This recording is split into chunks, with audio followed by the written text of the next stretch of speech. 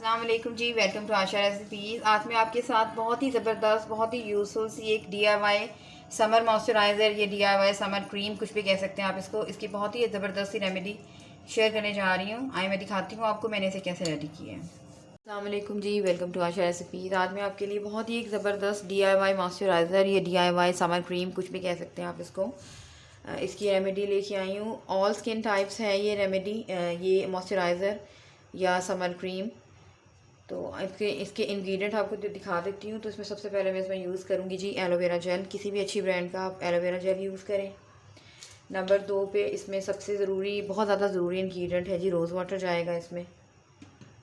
और मॉइस्चराइजिंग करने के लिए सबसे जो मेन इंग्रेडिएंट है वो है इसमें ग्लिसरीन। ग्लिसरीन भी जाएगी इसमें।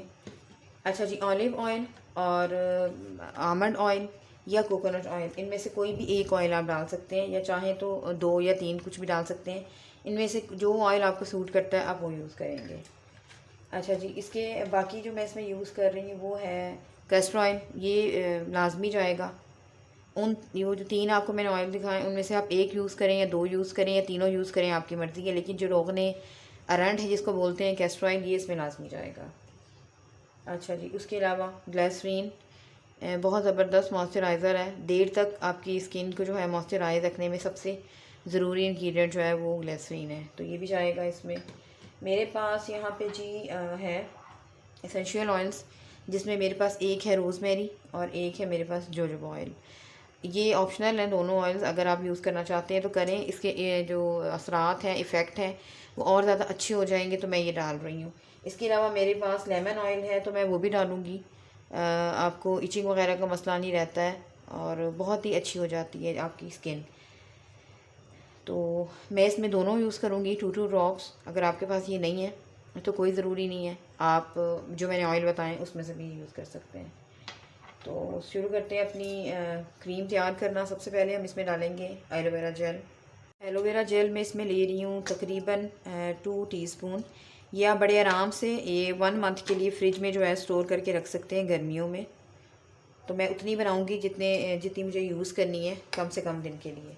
वैसे आप इसको स्टोर करके रख सकते हैं।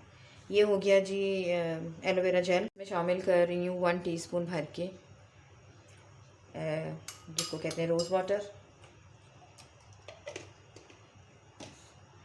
कस्टर ऑयल जो है ये जाएगा इसमें तकरीबन ½ टीस्पून। ये बहुत ज़्यादा थिक होता है तो ये बहुत ज़्यादा नहीं यूज़ करना, लेकिन ये बहुत ज़रूरी इंग्रेडिएंट है किसी भी क्रीम को देर तक रखने के लिए और ज़्यादा देर तक आप स्किन के ऊपर मॉइस्चराइजिंग यानी कि बनाए रखने के लिए। अच्छा जी, मैं शामिल कर रही हूँ आमंड ऑयल, बादाम ऑयल। तो ये भी ½ टीस्पून ही डालूँगी, ज़्यादा नहीं डालूँगी। ऑलिव ऑयल भी मैं ½ टीस्पून लूँगी। अगर मैं विंटर के लिए बना रही होती तो फिर मैं ऑलिव ऑयल ज़्यादा यूज़ करती। तो तकरीबन ½ टीस्पून मैं ऑलिव ऑयल डाल रही हूँ। आपको एसेंशियल ऑयल्स बताए हैं। इसमें रोज़मेरी जो है ये बालों के लिए भी और स्किन के लिए, दोनों के लिए बहुत ज़बरदस्त है। तो बस ये 2 ड्रॉप्स जाएंगे, ज़्यादा नहीं जाना। और इसके अलावा जोजोबा ऑयल मैं यूज़ कर रही हूँ, ये भी हमने तकरीबन 2 ड्रॉप्स डालने हैं, ज़्यादा नहीं डालना।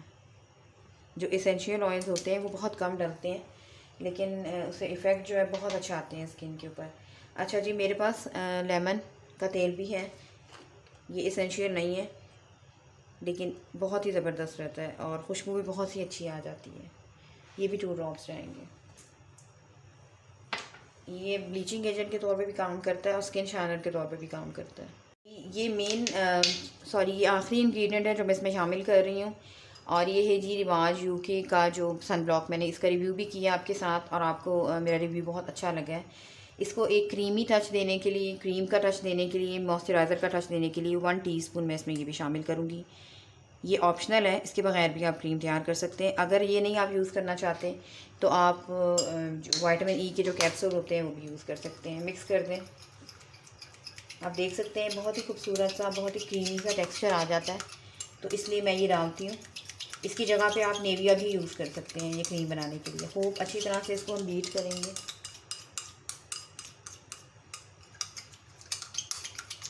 जितना ज़्यादा अच्छा आप इसको बीट करेंगे उतना ज़्यादा ये क्रीमी फॉर्म में जो है वो आता जाएगा। थोड़ा सा मैं आपको पास से दिखा देती हूँ। आप देख सकते हैं कितना क्रीमी सा इसका टेक्सचर है। गर्मियों में इसको बाहर मत रखिएगा, फ्रिज में ही रखिएगा।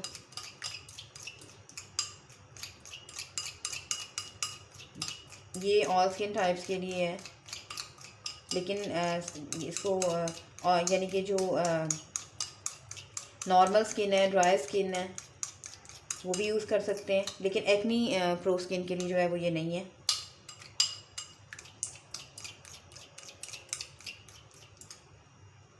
बाकी चिकनी जिल्द के लिए भी यूज़ कर सकते हैं, लेकिन आपको एक्नी नहीं होनी चाहिए। तो यहाँ पे क्रीम हमारी बिल्कुल रेडी हो गई है। किसी भी एयर टाइट कंटेनर में इसको रख देंगे फ्रिज में स्टोर करके। मैं आपके सामने इस तरह से स्टोर करके रख रही हूँ। उसकी काफ़ी देर ये चल जाती है। मैं तकरीबन यानी कि तकरीबन समझ लें कि 1 वीक के लिए बना के रखती हूँ, इससे ज़्यादा नहीं बनाती हूँ।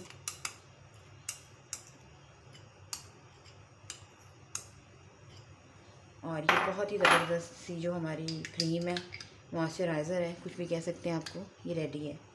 मैं आपको अप्लाई करके भी दिखा देती हूँ इसका टेक्सचर। और बिल्कुल एब्जॉर्ब हो जाती है स्किन में, और कोई आपको हैवी जो है फीलिंग नहीं देती है। और क्योंकि ग्लिसरीन है, बहुत देर तक जो है आपको मॉइस्चराइज़ आपकी स्किन को करके रखती है। ये बना कर देखिएगा और फिर इसके जो रिज़ल्ट हैं वो मेरे साथ शेयर कीजिएगा। ये भी आपने मुस्तकिल जारी रखनी है अपनी स्किन केयर रूटीन में, लेकिन लगाएंगे तब भी आपको फ़ौरन पता चल जाएगा। बहुत ही प्यारे तरीके से आपकी स्किन जो है वो मॉइस्चराइज़ हो जाएगी। उम्मीद करती हूँ मेरी आज की ये बहुत ही ज़बरदस्त सी समर की क्रीम या समर मॉइस्चराइज़र, कुछ भी कह सकते हैं आप उसको, इसकी रेमेडी पसंद आएगी। अगर आपको मेरी रेमेडीज़ मेरी वीडियोस पसंद आ रही हैं तो मेरे चैनल आशा रेसिपीज़ को सब्सक्राइब कीजिए, लाइक कीजिए, शेयर कीजिए। किसी नेक्स्ट रेमेडी तक के लिए अल्लाह हाफ़िज़।